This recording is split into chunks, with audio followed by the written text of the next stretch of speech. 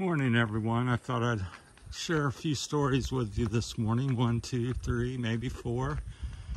We'll start off back in America. When I was there, everybody's always surprised here when I say, well, there's very poor people or homeless people in America.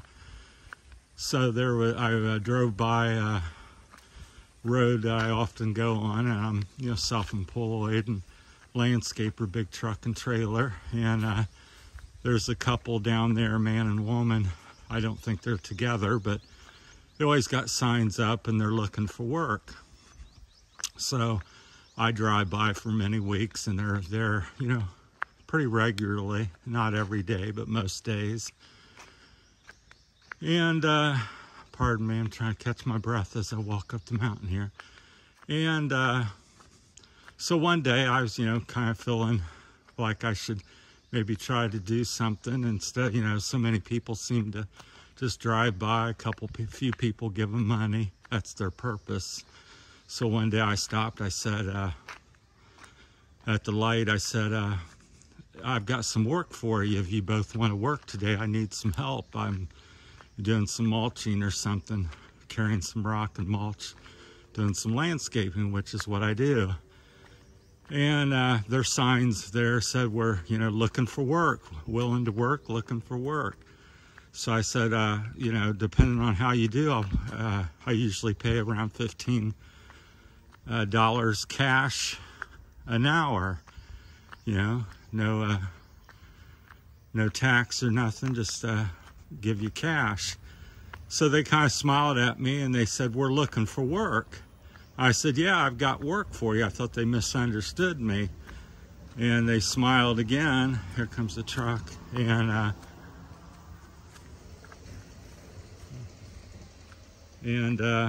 they said, oh, we're looking for work. So what I got out of that, or what they're trying to say, is they're not really wanting work. They're looking for work. So they stand on the road saying they're, implying they want work, but they're just looking. So, and their game plan is just to, have people come by and give them some money. So, and the next couple stories is, so I thought that was really ironic or funny or however you want to look at it. Some ways it's kind of smart. Oh, we'll go out and stand on the road and say we're, looking for work. Well, they're just looking. They don't want work. They're looking for work. So that's back in America. So I thought that was a funny story I remembered. And a couple things here, unique or odd in the Philippines that I've heard or, found out is, like the first one is when I bought a motorcycle about 8 or 10 months ago. In America, you go into a motorcycle shop. You say, I want this tire, this handlebar, I want this seat on here. They have all these parts, whatever you want, helmet, clothes. And so I go up here and, can hardly get a bike that I really want. Big bike, small bike, very, very difficult. They don't have parts. They may order something in for you. Not really complaining. I'm just telling you a story or something. So a lot of people go, oh, you're complaining if you don't like it. I said, no, I'm just letting people know my experience.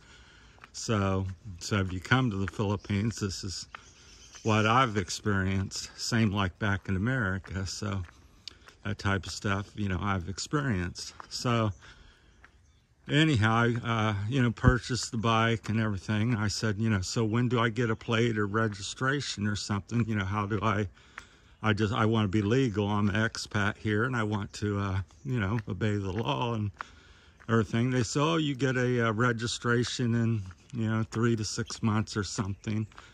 So about 5, 6 months go by. I still don't have a plate.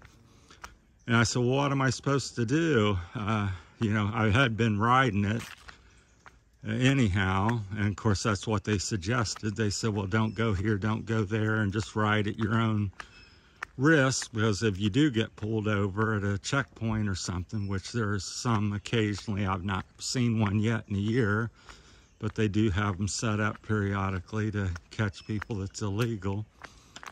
And so the game plan here is you buy a new bike. I pay cash. It's my bike. You know, there's no problem with that, but I can't get the paperwork, and I'm supposed to ride illegal for up to 6 months or something. Then I talked to some local friends of mine. They go, well, they're local people, and they said, I bought a bike here 5-6 years ago. I still don't have it registered. I haven't gotten the paperwork, or I just got it. And like 5 years of riding, you know, forced to ride illegally at you know, somebody at the government's, you know, fault, and that yet you can still get a ticket. So I just thought it's kind of funny how things are, you know, like over there, a story in America, and this one here. Another one is, I was talking to somebody online, and they said, well, you get a divorce here, you can't get one. It's supposed to be an annulment. I said, well, what's the, you know, it's the same thing to me. And they go, well, I guess so. And I said, well, how long and what's that take? They said, well, it takes 3, on average for a quick one, 3 years. And then 10 years is the worst case scenario that they've heard of. This was an attorney speaking. And I thought, well, what are you supposed to do in 3 years or 10 years? And you're married. And she says, oh yeah, and by the way, if the spouse or something wants to get upset and press charges, there's a law here, again, you know, that you could be put in prison for adultery or something for 4 to 6 years or something. And I go, so you can't get a divorce, or you can't get a, you know, here, and it takes 3 years, and then you can't do that. And she says, well, the way around that is to go to your ex or whoever it is and get them to sign papers. I said, so that doesn't make sense either, because usually your ex or whoever we're in a relationship with, he may be or she may be unhappy with you, and obviously not going to sign the papers because they want to, you know, out to get you and do harm anyhow, because they're not liking you. That's why you're getting a divorce or an annulment. And so another little funny thing. So I thought that was, you know, kind of backwards. So you get your, you know, for whatever reason, I've talked to several ladies here, and they're like, oh yeah, my husband drinks and does this and that, and I've been gone for 2 or 3 years, and we're still married, and because of all the red tape and delays in doing something. So I just thought of some of the oddities here, a few examples of, you know, kind of backwards type of handling of things. So yeah, and the same over in America. I said people all over are looking for work, companies wanting employers, and here we got a couple people, and I pull up and say, here, I've got money, hop in the truck, go up the street, and I'll give you work. And they just kind of smile, and we're looking for work. I'm like, yeah, well, I got work. No, we're just looking.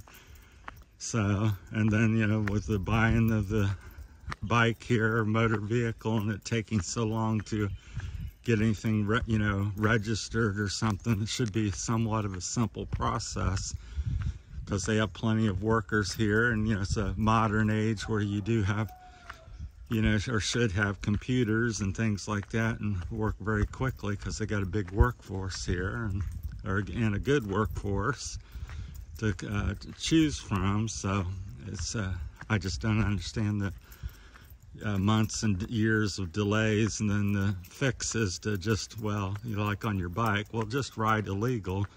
And what I found here is like on the motorcycling and cars and stuff, I would say, well, a local told me they think it's 50-60% of the people aren't registered, don't have a license, blah blah blah. So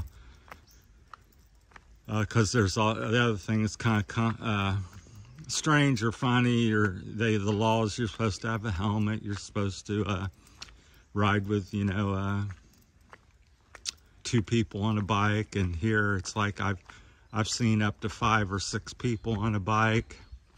This is not a trike, of a motorcycle with, you know, a traditional seat, you know, and things like that. So what I'm trying to say in the Philippines is, you know, a lot of there's laws and stuff, but a lot of things just, you know, go by the wayside. So I've seen on the trikes, I've seen a carabao, I've seen them hauling sugar cane, I've seen them hauling a pig, I've seen them hauling on a trike for people, a little mini trike cab thing they use here.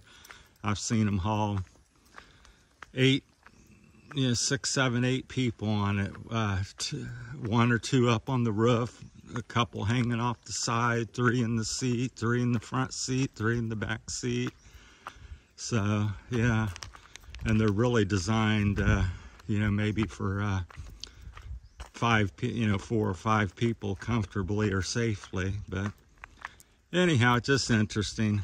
I don't really care per se myself. I just think it's strange when I'm trying to somewhat obey the law, and you know, and I'm unable to do that.